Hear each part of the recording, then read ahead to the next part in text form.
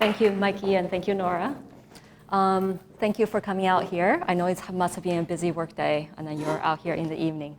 So I will start talking about balance, right, and integration. So I'm sure in your busy lives, many of you think about this question of balance. When people generally talk about balance, they mean more time for themselves, for their families, for integration, for nature, for exercise, right?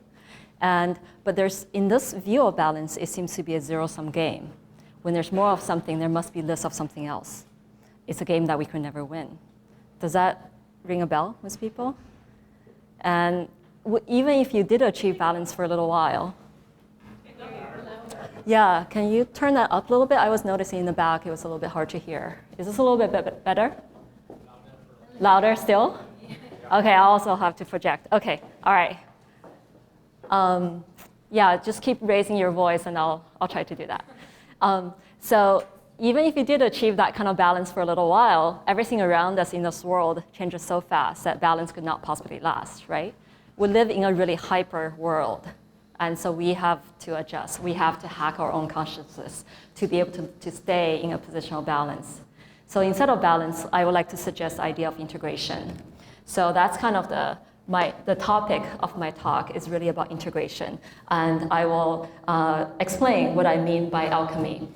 Because it's as a word, it's a little bit out there. But I think it's actually something that we all do. So first, how many of you guys are from different cultures? Like you grew up in a different culture overseas or something like that? Great. Like quite a bit of you, like 20%, maybe 15%. So I think we actually all know something about integration, right? We all live in different cultures, different realms. We move in different circles at the same time. So for me, I grew up in sorry, hold on 1 second. There's a transition here. Yeah, whoops. So I was born and I grew up in China at a time and place where the standard of living is more akin to the Victorian era. So if I think about the amount of human progress that I have seen with my own eyes, I feel that I'm actually more than 100 years old. And therefore, I have something to share. And today, as Nora explained, I'm a design director at LinkedIn with all the inundation of the Silicon Valley life.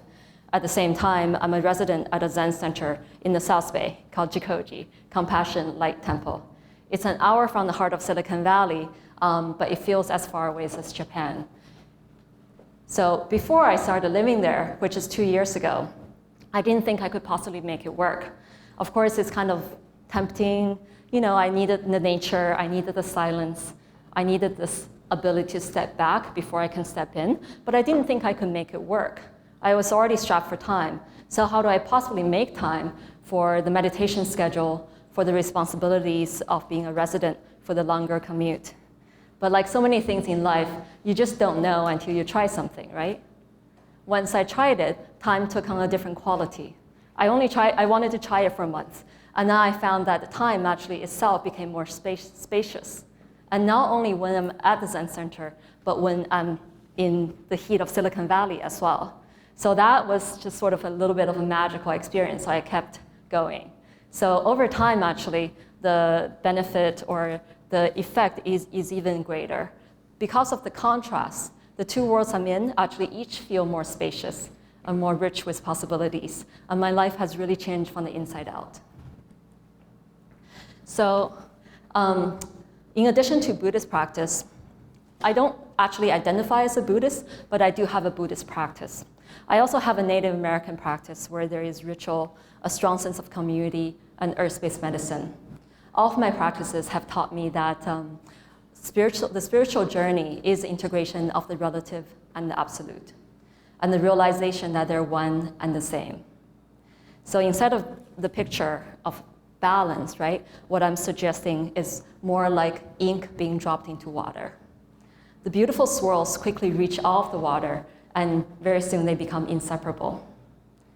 From the standpoint of practice, I can say that we're ink and we're the water. When you practice and your life become one and the same, that's what I call integration, and that's what I mean by alchemy. Alchemy is a transformation of baser materials into more precious materials. And when you act from a place of integration, everything you touch is turned into a kind of wisdom.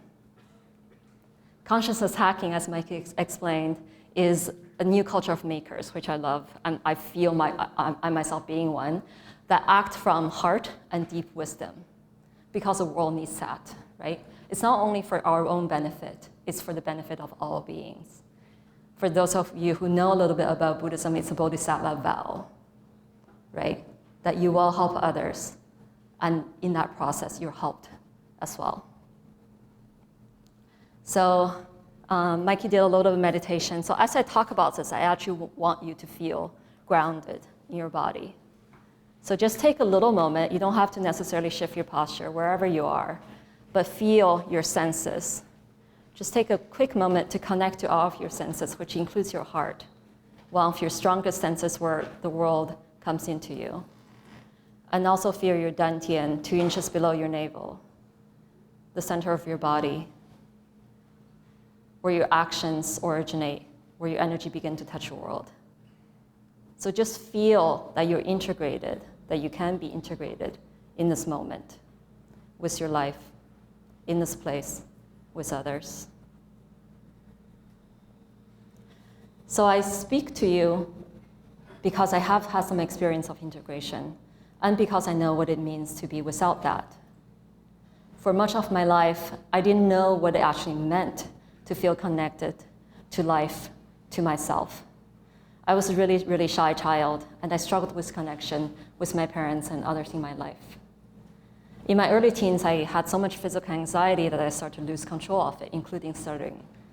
And so, speaking to a crowd was unthinkable at that time. And I felt then, many years ago, that I was looking down at a life of incredible hardship and isolation, which scared me even more. What connected me and what saved me from all that was little bits of nature. In China, we have lotus flowers and lotus leaves. I don't know if you have ever seen that, but the water droplets roll around on it without flattening out like little balls of mercury, with the whole world reflecting it. And I had so much joy and wonder looking at little things like that. And the arches formed by the tall sycamore maples would lift me the way one might feel walking into a beautiful church. So in those moments, I felt like I tasted the secret of life. Do you guys want to know what the secret of life is as experienced by a 5 or 6-year-old? I felt that if I looked closely enough in everything, like let's imagine a pixel of something. Instead of that color, right, the color of the material, I felt that I could see a dazzling rainbow of colors in that one color. And the sensation of that is like honey on the tip of my tongue, and my little taste buds rejoicing. So the secret is this, that beauty is synonymous with meaning, and it's all around me in perfect abundance, anytime I wanted to return to it. Without consciously knowing, I felt that I tasted life as it is, the sweetness of existence, which taught me everything that I know, everything I have always known, which I'm sharing with you now. So I'd like to share a few discoveries along my journey of integration in the hopes that it could be helpful for you. The first is to see everything as practice, and practice simply. So clearly, very few people can live at a spiritual center. And not many people can or want to go on silent retreats. But the point of such rigorous practice is for you to have the experience of being present with what is, which can happen with the dishes in your sink, in terrible Bay Area traffic, right? With the work on your desk, in an argument with a loved one. It could happen anytime. It's all material for practice. Just to give a small example, at the Zen Center, there is 6 a.m. morning meditation called Zazen. I'm not a morning person by any stretch. So it is and will continue to be a challenge for me. But I do what I can with simplicity. I don't fight it. If I'm there, I just do it. And I also used to resist, but now I enjoy the short ritual that follows it, because it gives me a sense of humility and gratitude to start the day. So by simplicity, I don't mean something like monastic starkness. This little statue at Jikoji may remind you of that, but that's not what I mean. Nor is it something like going back in time like the 1950s or like where I'm from in China, because our world, no matter where, does not go backwards. By simplicity, I mean an attitude a straightforwardness with vitality. You can face anything straightforwardly with vitality, and everything becomes easier. So if you face whatever is given to you to do, whatever is in front of you as the best assignment of all, then something unexpected may emerge from that. My work has also changed from the inside out in the same way, and it makes greater sense to me before. I've learned to trust my response ability, right? So on the surface, my work looks very similar to most people in technology. How many people here work in technology? The majority of you, but not everybody. Great. So, all of our lives is like emails, meetings, lots of content to grok, people to communicate with, problems to solve, right? And it is still all that. However, I find myself, and I'm surprised by this, is that I think much less than I used to, and I simply respond, right? Situations do arise. In a meeting, there may be conflict, and then the tension rises, and people seem to be at an impasse. I may not have any idea of what could be done, but I learned to trust my actions. I would just lean in, maybe offer the beginning of a thought or a recognition of what is going on, or maybe a little bit of kindness. And more often than not, someone else would then offer something else, and the situation would begin to shift, right? I'm not necessarily doing it alone, but if I do something, often other people find it easier to do the similar thing. In the middle of everything, there is a kind of knowing. So if you become that situation, that knowing would emerge. It's not necessarily the solution, but it's a way of navigating the territory. And a little bit similarly, in coaching some of my team to speak up more, I would bring in concepts like basic goodness or rightness, right? Stuff you don't normally talk about in a corporate environment. But I find that in these conversations, people start to have a twinkle in their eye, and then they start to ask me questions about how did things like that shift for me? And over time, I do see my team taking greater risks in how they interact with others, right? And then getting real-time feedback. So quickly, actually, they have a greater range than before, and they seek out learning opportunities and transformational opportunities on their own. So I realized, even though I work in technology and I'm a design director, no matter what it is that looks like I'm doing, I'm actually in the transformation business. I remove the barriers of what is possible so that people can be anything that they want to be.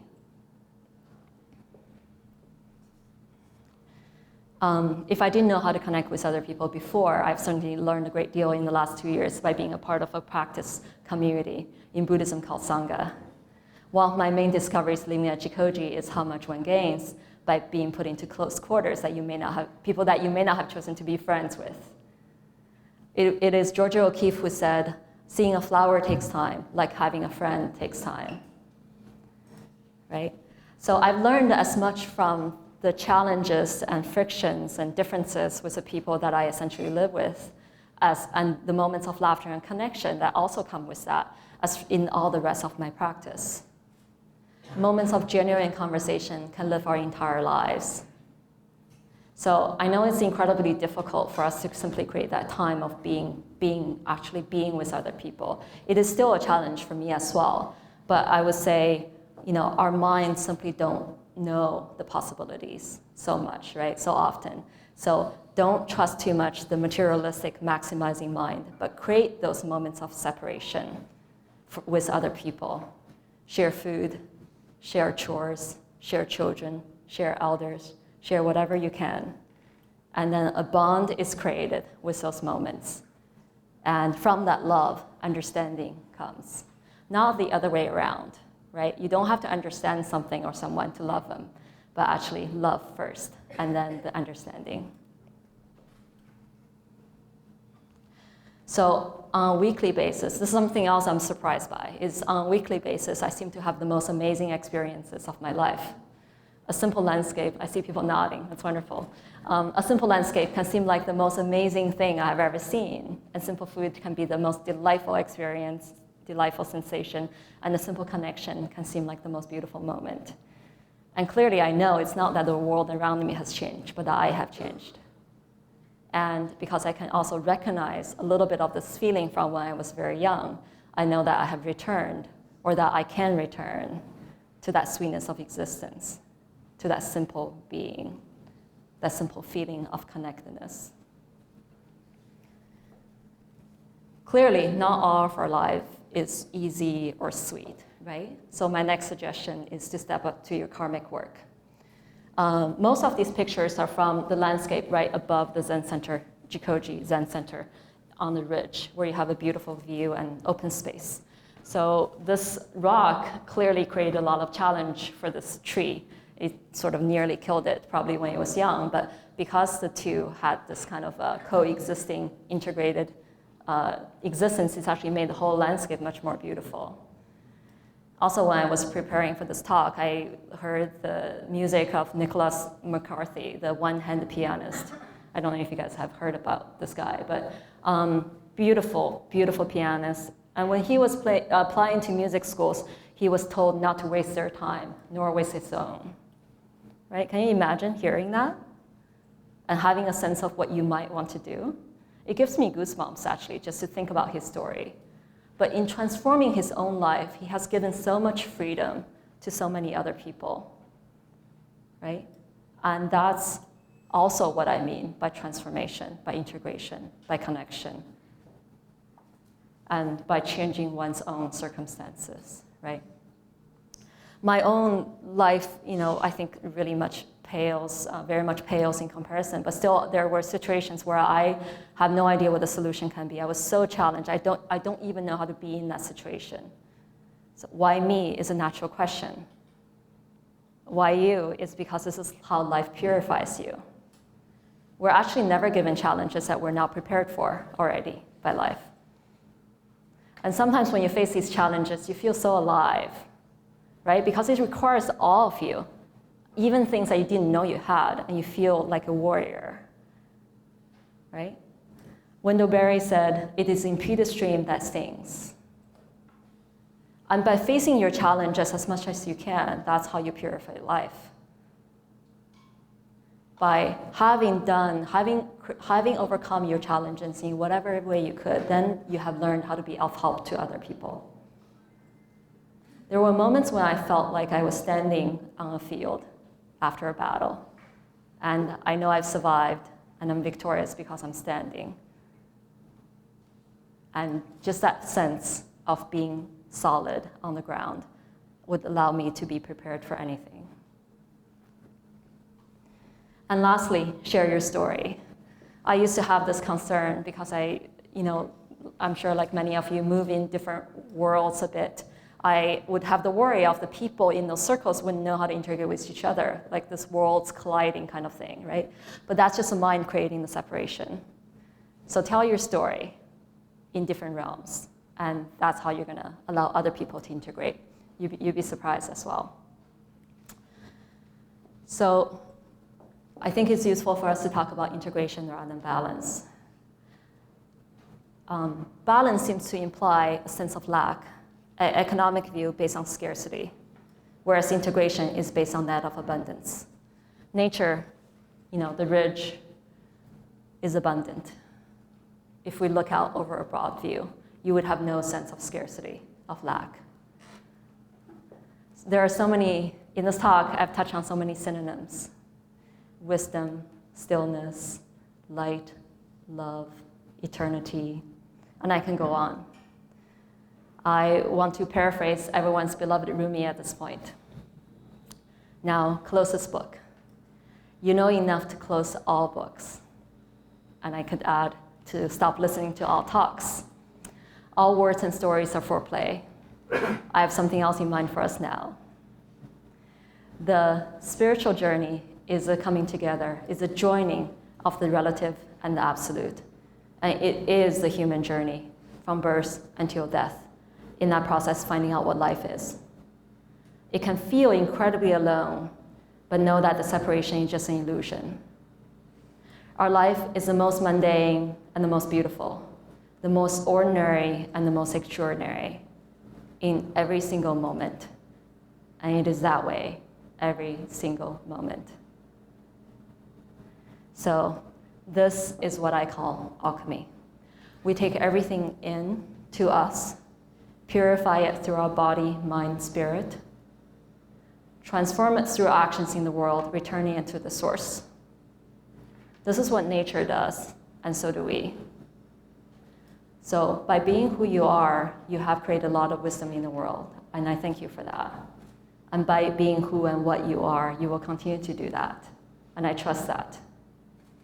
So I thank you, and for all the work that you're doing as consciousness hackers. You, me, we're life, we're love, we're alchemy, we're the source. To live from that place, to practice simply and continuously, that's what I call integration. Thank you.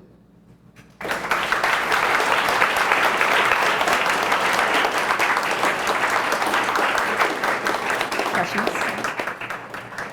Thank you so much. That was beautiful.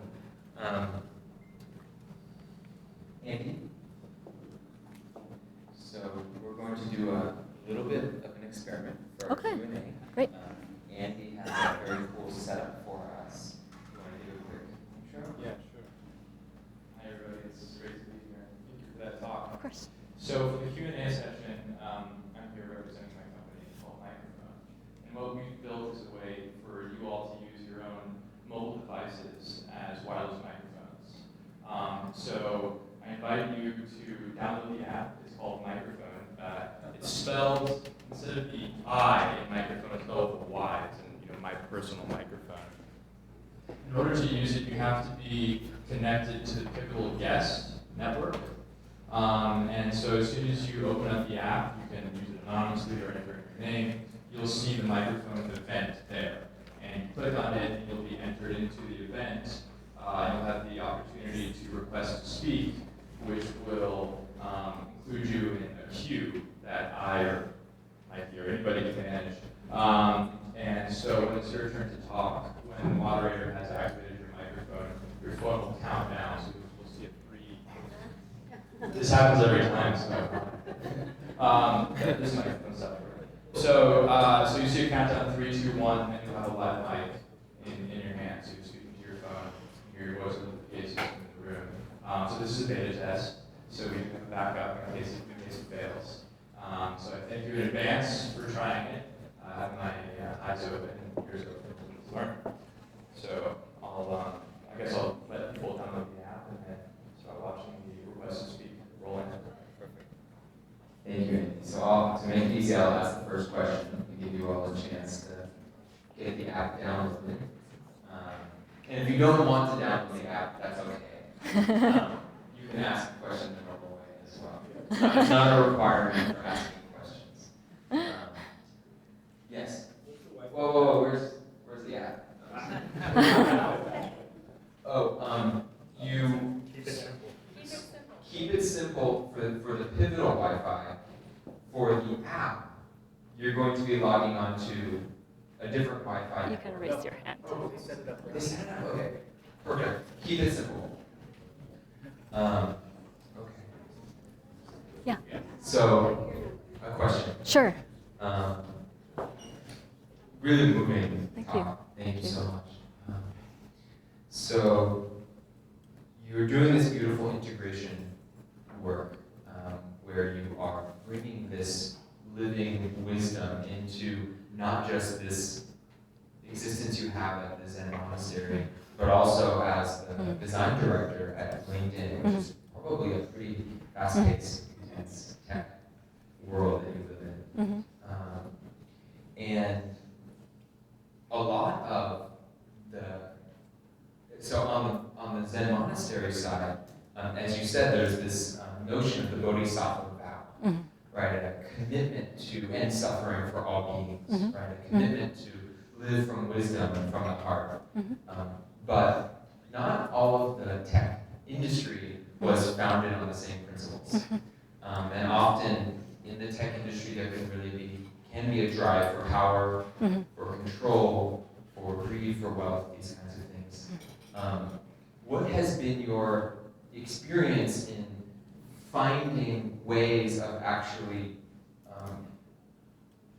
creating, building, acting, existing in that tech world Yeah. from a potentially very different place and motivational Yeah. structure. Of course. Thanks for the question. And for those of you other guys who are thinking about questions, I really totally believe the Q&A is the juiciest part. And you probably notice, like, when someone asks a really real question for them, they're asking it not just for themselves, but for a lot of people. So I totally encourage you guys to ask questions while I answer this one. Yeah, so in technology, definitely, like, people's motivations can be quite different. Some of it very conventional, right? Clearly, we're in amazing, like, financial opportunity, right? Either in time or in place, right? And many people are motivated by that. And however, I do actually very much believe in the idea of basic goodness, that there's a human nature of basic goodness. And often, I also believe that those who seem to be very greedy or insecure or whatever their motivation might appear to be, it's often goodness that's a little bit twisted, right? There's barriers for their good to come out. So one thing is to notice my own triggers, of course, right? To then that I don't become kind of twisted in a way, which takes a lot of work. But then assuming positive intent, assuming basic goodness, and seeing how I can, in a straightforward way, work with them, right? So first is actually to believe those situations are workable, or those relationships are workable. Because if I assume something other than good intent, then that situation becomes not workable for me, right? Or if my own triggers have made me not authentic, then I've actually changed that situation into a non-workable situation. So it is both a awareness, but it's also a commitment that I see situations as workable. Even if not today, then over the long run. And it actually doesn't matter if it happens, if such situation is resolved between me or another person, or between whatever situation that I know about now, because we know actually the impact is not measurable, right? Like it's like the 10 drawing water of ink, right? It goes everywhere. And the amazing thing about transformation work is if you change one person just a little bit, that person touches countless other people. And that is integration. That is this sort of infusion. And that is a bodhisattva vow. Because clearly, we cannot save all beings. However, if you can touch one person, the impact is forever. And so if you could touch one person in a good way, if you could change your own life for a little bit better, then how could we not do that? Thank you. Sure. So beautiful. Thank you. So Andy is going to handle the queue, and if you're anti-app and you want to kind of go old school, you can also raise your hand, and we'll try to mix between them. And I'll repeat the question if you do.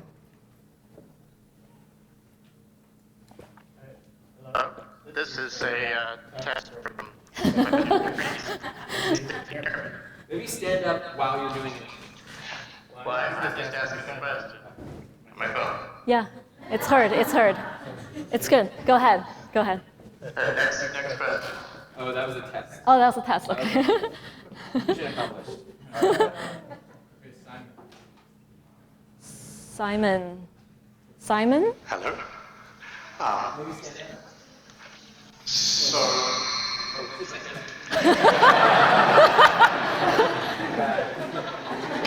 Can you talk a little bit about chasing your joy? What? Chasing joy. Chasing joy. Chasing joy. Yeah, chasing your joy. Oh, okay. What do you mean by chasing for you?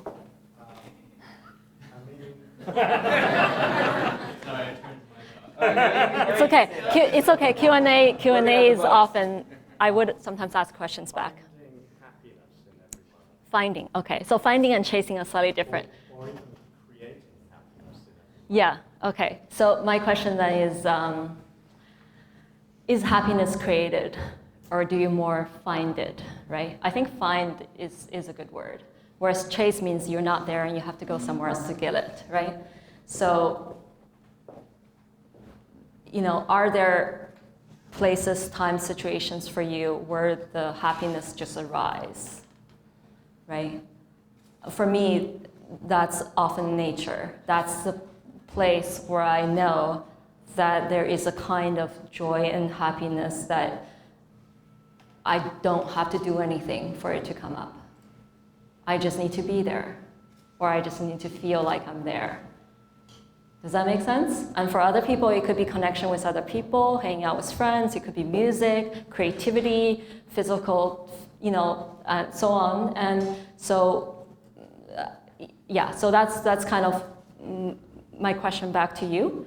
For how I created, how I do it in my life is to try to be present, I would say, because I can tell when I'm not in that place, but that's generally because I've created some kind of barrier, right? What I was saying a little bit before about me being a little bit twisted, or something got triggered in me, which is okay. Those are all good things to work with, right? Everything is practice. But if I can learn more about myself and figure out a way to be more in touch, right, with the present moment, allow that barrier to dissolve, then I am back to joy. Make sense? It is a lifelong practice. I'm not saying it's simple. So I would say that life is a mirror. Mm. And when you see difficulty outside, it is just a reflection of difficulty in Yeah. You just need to find connection. I absolutely agree. I absolutely agree. Yeah, I think there's a great quote that said, you see things not as, or you see people not as they are, but as you are. And that is very, very true. So I see more basic goodness in other people. I think people can connect with that, right? Yeah. Hey, Julia. Hi. Hi, Julia.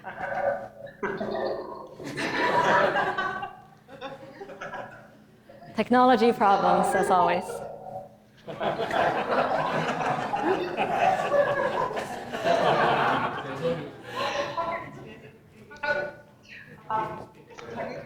Can you talk about the distinction between,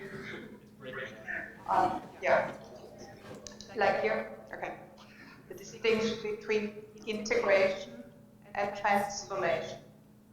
You use both terms, and I'm interested to hear what the difference is for you. Whoa. Beta. Integration and transformation. The relationship, the difference. Yeah.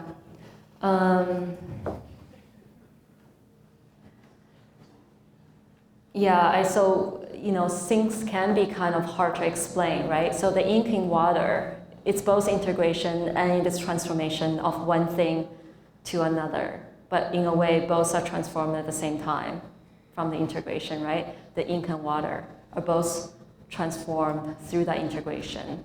So I do find that whether I transform a situation at work or personal or otherwise, I can also feel that's integration. Because if I have shifted the situation, then it actually is more integrated in the sense that it became more natural. It became more whole, right? It became more consistent with life itself, with how things need to be, right? So when I say transformation, that's generally what I mean is transformation of myself or of a situation so that it is more consistent, congruent with life, with naturalness. Thanks, Julia. Can you talk about more what you mean by practice? When you say the word practice, to me it seems like almost like a repetition of something that you know that you're trying to get better at. But it seems like you're saying there's something else there, there's something deeper. Can you explain? Yeah, that's a great question. Thank you. So practice is both certain forms, and it is a commitment of a certain intention, and both at the same time. Yeah. So the intention is to be awake. I would say for me, it is to be more awake in this life, right? And to a continuation of that is something like the Bodhisattva vow, is to be of help in this world, to do something good. And then the practice of it can take different forms in different parts of my life. Some of it is meditation, some of it is practicing authentic communication or nonviolent communication with other people, right? It is modeling the kind of behavior that I believe in, right? Practicing that in myself and modeling that behavior at work, for example. It could be something like crazy wisdom, right? Like just taking things a little bit more lightly and not being solution oriented. So the practice can actually look quite different in different realms, or probably it will look different some years from now and so on. But I would say practice is first the intention to practice, right? To say there is something I'm about, I'm here to do something in this life, right? And then being creative and trusting myself to see that in different actions and to try different things, right? And seeing what seems to work for me and for those around me. Thank you. Okay, let's do one with more of the hand, and then let's go back to the microphone, just to be fair. Okay, cool. Just to be fair to the phone. I'm going to test this here and see. Oh, you're going to test. Oh, what's your name? Jordan. Oh, you have it ready. Okay. We'll see. Okay. They're counting down for me. All right. Hello. Oh, this is good. Okay. This is great. It's not hearing me off. You spoke about practicing integration in different realms. Yeah, sorry. This feedback I can't. Okay, no problem. You want to stand? Too You want to? distracted. It's okay. But you spoke about practicing. Oh, thank you. Yeah. Hello. Okay, I'm a loud speaker. You talked about practicing integration in all realms. So my question would be, in moments or spaces where you perhaps don't feel the integration, it feels incongruent because it's not particularly rooted in basic goodness or rooted in these principles that you practice. If you could describe an experience where you drew on your strength to embrace the fearlessness to meet those moments with integration, even though it may feel sour or you're being met with conflicts, that you can kind of draw this process of alchemy. Yeah, thank you. I totally connect with that question. So first, it's like nothing is that perfect or easy, right? So it's important to not let perfect become the enemy of the good, right? I think that's something I also have to learn over and over again. It's important to relax and trust our own basic goodness and trust that we're on this path. We're actually on this path whether or not you're doing something or not. There is an organic process happening. We just have to get out of the way. So a lot of that is actually taking a step back, taking a breath, relaxing, and just knowing I'm okay. I am good. I can do good things. I can connect with people. I can have useful things to say, right? So that goes a long way because there are definitely moments when I don't feel connected. I'm really challenged. And an interesting thing too is life would bring you greater challenges as you're ready as well. So sometimes I'm really tried, whether physically, mentally, emotionally, spiritually, all that. But just trusting that actually there's a okayness, there's a rightness, as I call it, in those situations as well. And I don't have to know what to do, but somehow no feeling is forever, right? And so things will continue to shift. And I will act when I'm ready to act. I can do something when I feel resourced to do something. But even when I don't, it's okay. So that's a lot of it. And then we are actually all incredibly resourced and resourceful. And I am so always impressed by the courage of the people around me, right? Including at work. You know, you don't often think of people as being courageous at work, but actually they are. I see people coming from, different cultures, and they're trying something totally different than how they grew up doing, right? And I see them just doing little things. And I really do believe like courage is not some like general, like huge battle necessarily. It's those little moments in life where we either decide, I'm not gonna risk it, I'm gonna do what I know how to do, and I'm just gonna like spend a little less energy, or taking a little risk, doing something a little different, saying something that may be a little bit uncomfortable, that you may jeopardize a relationship in some small way, and just doing that, right? And over time, that creates a greater range, and we have more choice. So it's those little moments, and if you can do it in those little moments, actually life becomes a great deal easier. And that's an interesting paradox as well. So I don't necessarily, I trust myself to be continually risk-taking in those small moments. And who keeps the score, right, in the end, about if in some particular time I did not feel up to it, right? Cool. Thank you. We're going to do 2 more questions. Why don't we just go hand raising for the last couple? Wow, there's a lot. How do I choose? Maybe you first, and then maybe someone on the side. Yeah, please. Thank you for taking my question. So my question for you is your personal spiritual journey. Was it something that happened gradually, or did it some things in your life that made like a profound change, an instant change, where you experienced this more of an awakening? Thank you. Thank you. I'll try to make that short. It's both. I think, with my childhood experience, I always had a little bit of a sense of something mysterious or something that I felt, but I cannot articulate, right? It wasn't until my 20s that I had this feeling, this insight, basically, that for me, beauty and meaning meant the same thing. But I always have known that. And not every kid is like that. So I do know that there's a part of me that is, I don't know if it's karma or something, but had a sense that I would eventually, I never identified myself as spiritual for much of my life.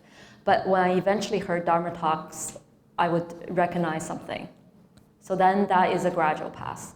But of course, within that, there are also like sudden moments, I would say.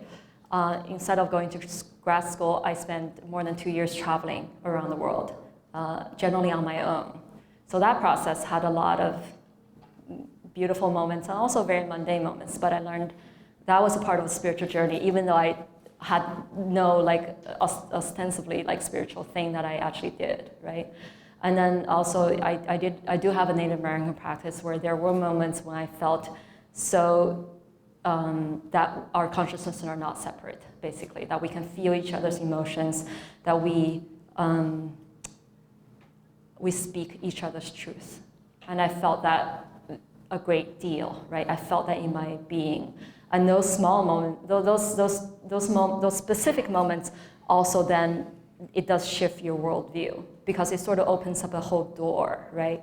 And then you sort of, basically, it's like traveling. It's not about what you have seen, it's about how you look at the rest of your life, what you used to know with new eyes. So it is both. And I'm happy to share more, but I'm a little bit conscious of time here, so. Last question. Wait, we got it. First off, thank you for being here today. It means a lot to me, personally. I identify with a lot of what you say. So can you talk more about how your practice of integrating creativity and service into your actual, your Zen practice and your work practice? Great, thank you. It's an interesting thing for me too, because how I feel creativity in my life is actually shifting. And it's actually a little bit ungrounding for me. So it's actually a present question for me. I've always wanted to draw. With nature, I always wanted to express something of what I felt through visual means. But because of being an immigrant, I wasn't able to study art. So it's like a long-standing regret that I don't have the skillful means to express it. But now I have somewhat of a different relationship with creativity. I actually fundamentally believe that we're all incredibly creative, that every part of life is creative. Every moment is creative, right? Like we simply don't know what's going to happen the next moment. I don't know what I'm going to say the next moment, and that is creative, right? We don't know how the breakout session is going to be, right? It takes all of us, right? Like around, each table, right? Like this is emergence. And so my own creativity has come to much more interpersonal realm, basically. Like I take a great deal of pleasure in how I work with my team, for example, because essentially I'm coaching them moment by moment, and for them to explore their own creativity in things that they didn't know to be creative about before. However, with that, I'm seeing my interest in the visual world fading a little bit, and that's a little bit disconcerting because it was kind of a lifelong dream, and who am I now if I don't have that desire? So it's interesting. We have to, part of the spiritual journey is to let go of who you thought you were and the things that used to interest you, even people who were important to you before. And that can be very, very challenging. But, is it about what I wanted or is it about what life wants for me? Thanks. Wow. Thank you.